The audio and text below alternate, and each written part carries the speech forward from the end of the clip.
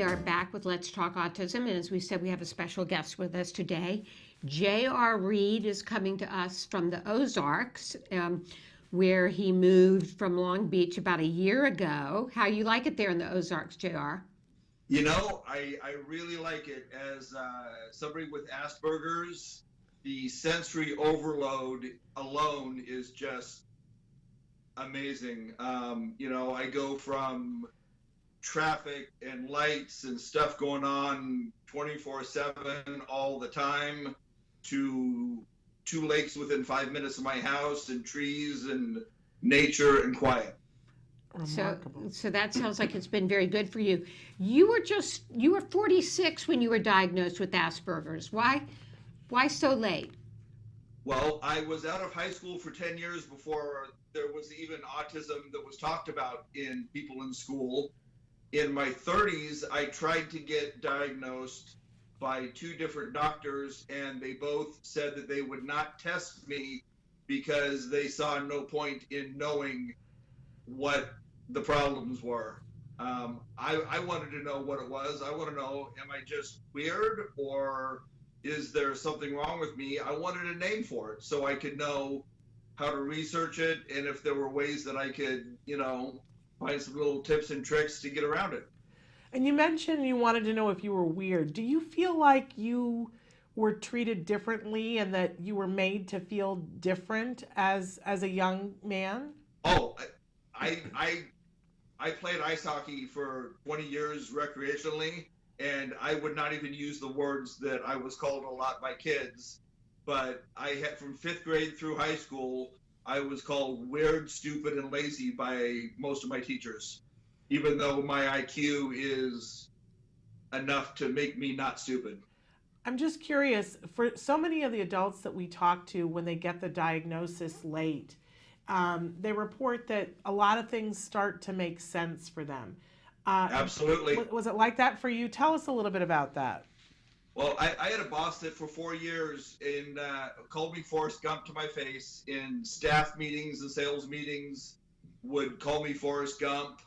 And it was nice that I could just go online and research and find out about Asperger's and, what the different traits were. And now I had an explanation for my traits. And, I knew then that I could kind of change my lifestyle a little bit to avoid a lot of the sensory overload and a lot of the things that would trigger what I used to call weird and anger moments that I know now were just the meltdowns and kind of the pre-meltdowns. That are caused by sensory, no kidding. Talk about some of the books that you've written. Your first book, An Asperger's Guide to Dating Neurotypicals. Tell us about that book. That book, that's the only book that's actually been published. Okay. That is a lot of my dating experience and marriage. It really has a lot to do with communication, because in every relationship, communication is so important. But I think in a relationship between a high-functioning autistic and a neurotypical, you've really got to crank that up, because we don't read facial cues well. We don't read tone of voice real well. So, and here's the example I used. If somebody says, hey, I won free tickets to this concert, somebody goes, oh, you suck. Well, they mean it, in a teasing way, like, hey, congratulations, I wish I would have won. Right. But the Asperger person might think, darn, they're really mad at me. So if you just a simple question like, are you angry about that? Or can you explain that to me? Just a simple question. And that makes all the difference in the world and keeps you from being upset all day or being in a funk or having a great day. Yeah. And in the dating world, that can make the difference of a successful date or never seeing the person again. Right. Absolutely. And, it makes a difference in a relationship too. And the principles that I talk about are communication, respect, honesty, understanding. All great things. Now, Do you describe yourself as a self-advocate? Oh, absolutely. I am a self-advocate, and I also work with kids from high school on up through adult. I work with neurotypicals as well as people that are on the spectrum. I help do training with first responders, and this school year already, I've started booking times to work with 2 different school districts to speak with the neurotypical kids, to explain to them who we are, that we're not all Sheldon Cooper from The Big Bang Theory, Right. although some of us are a little more like him than we like to admit. But I'm also working with the autistic kids to try to explain to them a little bit about how to feel better about themselves, and talk to them about how they can work to fit in with the neurotypical kids and really integrate. I'm a big proponent of neurodiversity. Absolutely. And one of the things that you say is that autism is not a disability, it's a different way of looking at things. Absolutely. In the book, I belong to a Facebook group, Asperger's Life Support, and I put out there, I said, hey, I'm looking for a couple examples of how to explain the differences between a neurotypical brain and an autistic brain. And the electrician gave me a great example. He said it's like Christmas lights. String of Christmas lights, if one bulb burns out, some lights, the whole string burns out. Some, just the one bulb burns out.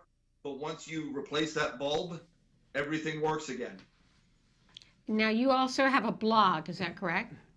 I have a blog called Not Weird Just Autistic, because my whole life I grew up until age 46 thinking I was weird, and now I'm autistic. Although, as it's been pointed out to me many times, with the purple goatee, now I'm both weird and autistic. And especially in my community near Branson, Missouri, where it's a community of about 15,000 people, I can't hide with a purple goatee like I could in Long Beach, you know? Right, right. And back to talking about the books real quick. I Right. am working on a book called Autism Isn't Contagious, and that's geared more towards neurotypicals, explaining who we are and how they can accept us and integrate us into their society. And I'm writing one called Asperger's Is My Superpower, which is kind of the story of me going from childhood up until my diagnosis. Okay. And you mentioned that you deal with a lot of depression, anxiety. It tends to come with autism. That does tend to come with autism. In fact, when I speak and when I blog, I call them autism's evil cousins. Okay. And do you have any tips for dealing with those when you talk with others? Just that, talk to a psychiatrist, psychologist. If you need to be on some medicine, it's not necessarily a bad thing to be on medicine. It's not the stigma that it used to be. And I find, a lot of help in talking to psychologists. And the funny thing is, when I lived in Long Beach, it was 2 hours away for me to find the closest psychologist that specialized in autism. Out here, I've got one 45 minutes away. Well, that's great. And I know. And Yeah. you also have a service dog, I understand. I have a service dog named Ty, who comes from a place called Dogs Nation. They use only rescue dogs. Ty was actually found as a puppy in a garbage bag in a dumpster and taken to a shelter. And Dogs Nation works with several shelters, and if the shelter director thinks they can be a service dog, they'll contact Dogs Nation. Dogs Nation will come out and spend a day or so with the dogs. If they think that they can be a service dog, they'll take them. If they end up not being able to be a service dog, then they will adopt them out just like shelter would. And does that help you with your anxiety and depression? It helps with the anxiety, and it also helps when I'm out. I mean, he does things like when I'm in line at a grocery store, he'll get behind me and keep a little distance between me and the person behind me. Or if I'm talking to somebody and they seem to get a little too close to me, he'll get about 2 feet in front of me to keep that little barrier, so I don't feel like I'm being smothered by somebody. Right. Amazing. Tell us And Go ahead. but the problem is he's so cute that I think people actually kind of are my friends sometimes because they like Ty more than me. Tell us where our listeners can get your book and how they can It's reach on, well, they can buy an autograph copy, which is the same price as anywhere else at jrreadauthor.com. It's also available on Kindle, and it will be available on Audible by the end of the summer, and it's available on Amazon US, UK, and Europe. you. Okay. And the book is $7.49. And you Right, got a podcast coming soon. Yep, I'm working on another co-host for me, and I'm going to do a weekly podcast called Not Weird Just Autistic, and I do some occasional videos that I put up on my site that if I actually get my button gear, I'm going to start doing a little bit more of those. Very cool. Okay. And I do a weekly column for a very large site called Goodman Project, goodmanproject.com. I do a column on Sundays called Not Weird Just Autistic, and they have a weekly group mental health call that anybody can call into on Thursday nights, and I host that. And how can people find that, JR?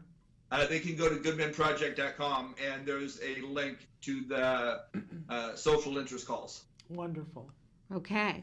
Well, we'll be looking forward to hearing more about your projects and your books, and hopefully all the great things you're up to. Thank you for everything. Thank you so much, JR. Hey, well, thank you for everything, and by the way, thank you for everything you do for promoting the cause.